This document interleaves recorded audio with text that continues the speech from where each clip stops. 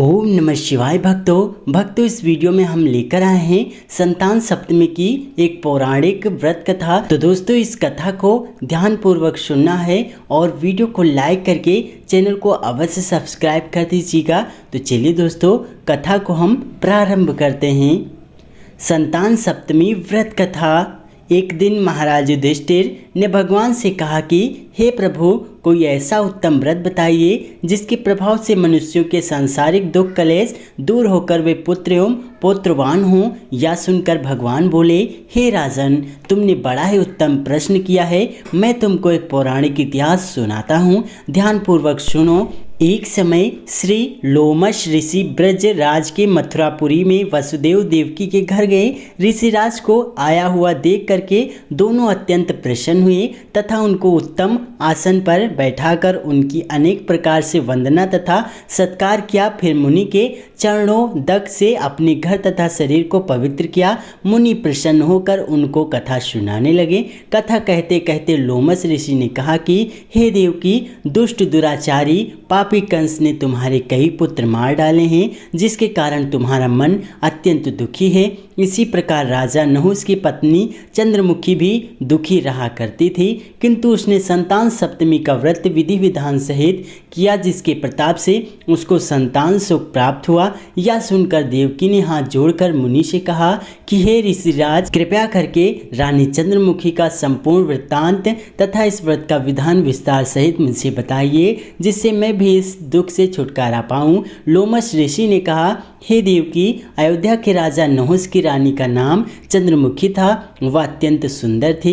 उसी नगर में विष्णुगुप्त नाम का एक ब्राह्मण रहता था। उसकी स्त्री का नाम भद्रमुखी था। वह भी अत्यंत रूपवान सुंदरी थी।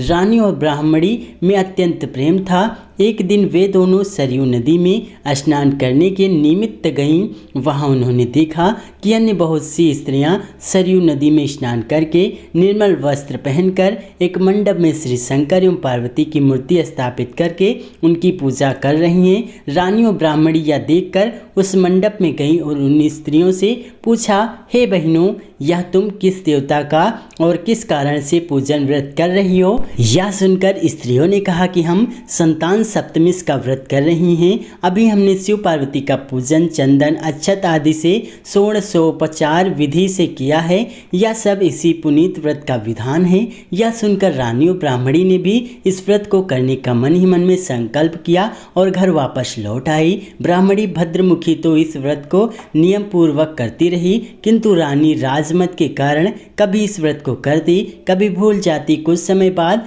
वे दोनों ही मर गईं। दूसरे जन्म में रानी ने बंदरिया और ब्राह्मणी ने मुर्गी की योनि पाई। इधर ब्राह्मणी मुर्गी की योनि में भी कुछ भी नहीं भूली और भगवान शंकर तथा पार्वती जी का ध्यान करती रही। उधर रानी बंदरिया की योनि में थी तो रानी सब कुछ भूल गई। थोड़े समय के बाद इन दोनों ने यह देह भी त्याग दिया। अब इनका तीसरा जन्म पुनः मनुष्य योनि में हुआ। उस ब्राह्मणी ने तो एक ब्राह्मण के यहाँ कन्या के रूप में जन्म लिया तथा रानी को एक राजा के यहाँ राजकन्या के रूप में जन्म मिला। उस ब्राह्मण ने कन्या का नाम भूषणा देवी रखा तथा विवाह योग्य होने पर उसका विवाह गोकुल निवासी अग्निभील नामक एक ब्राह्मण से कर दिया। भूषणा देवी इतनी सुंदर थी कि वह आभूषण रहित होते हुए भी अत्यंत सुंदर लगती थी कि कामदेव की पत्नी रति भी उसके सम्मुख लजाती थी। भूषणा देवी के अत्यंत सुंदर सर्वगुण संपन्न चंद्रमा के समान धर्मवीर कर्मनिष्ठ सुशील स्वभाव वाले 8 पुत्र उत्पन्न हुए। यह शिव के व्रत का पुनीत फल था।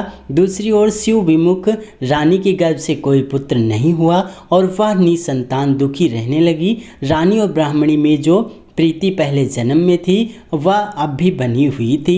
रानी जब वृद्धावस्था को प्राप्त होने लगी तब उसके एक गूंगा बहरा तथा बुद्धिहीन अल्पायु वाला पुत्र हुआ और वह 9 वर्ष की आयु में इस क्षणभंगुर संसार को छोड़कर चला गया। अब तो रानी पुत्र शोक में अत्यंत दुखी और व्याकुल रहने लगी। देव योग से एक दिन भूषणा देवी ब्राह्मणी रानी के यहाँ अपने सब पुत्रों को लेकर जा पहुंची। रानी का हाल सुनकर उसे बहुत दुख हुआ, किंतु इसमें किसी का क्या वश, कर्म और प्रारब्ध कि लिखे को स्वयं ब्रह्मा भी नहीं भेंट सकते हैं। रानी कर्मच्युत भी थी, इसी कारण से उसे यह दुख देखना पड़ा। इधर रानी उस ब्राह्मणी के ऐसे वैभव और 8 पुत्रों को देखकर उसके मन ही मन में ईर्ष्या करने लगी तथा उसके मन में पाप उत्पन्न हो गया। उस ब्राह्मणी ने रानी का संताप दूर करने के निमित्त अपने 8 पुत्र रानी के पास छोड़ दिए।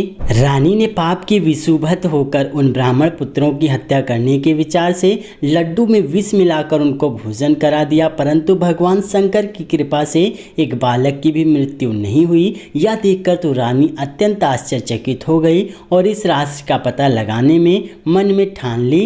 भगवान की पूजा सेवा निवृत्त होकर एक दिन जब भूषणा देवी आई तो रानी ने उससे कहा कि मैंने तेरे पुत्रों को मारने के लिए विष मिलाकर लड्डू खिला दिए, किंतु इनमें से तो एक भी नहीं मरा। तूने ऐसा कौन सा दानपूर्ण व्रत किया है जिसके कारण तेरे ये पुत्र नहीं मरे और तू नित्य सुख भोग रही है? तो बड़ी सौभाग्यवती है। इस सब का भेद तू निष्कपट होकर समझा, मैं तेरी ऋणी रहूंगी।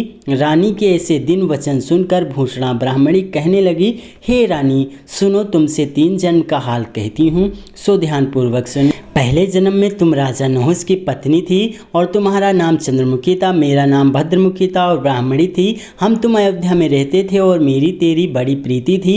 एक दिन हम तुम दोनों सरयू नदी में स्नान करने गए और दूसरी स्त्रियों को संतान सप्तमी का उपवास शिव जी का पूजन अर्चन करते देखकर हमने तुमने भी इस उत्तम व्रत को करने की प्रतिज्ञा की थी। तुम तो राजमत के कारण सब भूल गई, जिससे झूठ बोलने का तुमको दोष लगा उसे तुम आज भी भोग रही हो। मैंने इस व्रत को आचार विचार सहित नियम पूर्वक सदैव किया और आज भी करती हूँ। दूसरे जन्म में तुमको बनरिया का जन्म मिला तथा मुझे मुर्गी की योनि मिली। भगवान शंकर की कृपा से इस व्रत के प्रभाव तथा भगवान नाम को मैं इस जन्म में भी न भूली और निरंतर इस व्रत को नियमानुसार करती हूँ।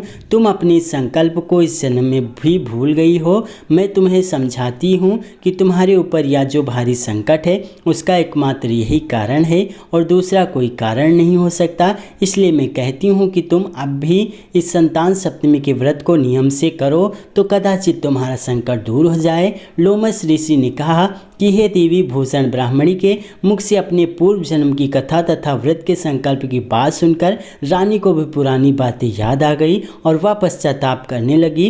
अब रानी भूषणा ब्राह्मणी के चरणों में पण क्षमा याचना करने लगी और भगवान शंकर पार्वती की अपार महिमा की गीत गाने लगी। उसी दिन से रानी ने नियमानुसार संतान सप्तमी का व्रत किया, जिसके प्रभाव से रानी को संतान सुख भी मिला तथा संपूर्ण सुख भोग कर वह रानी शिवलोक को गई। भगवान शंकर के व्रत को ऐसा प्रभाव कि पथभ्रष्ट मनुष्य भी अपने पथ पर अग्रसर हो जाता है और अंत में ऐश्वर्य भोग कर मोक्ष पाता है।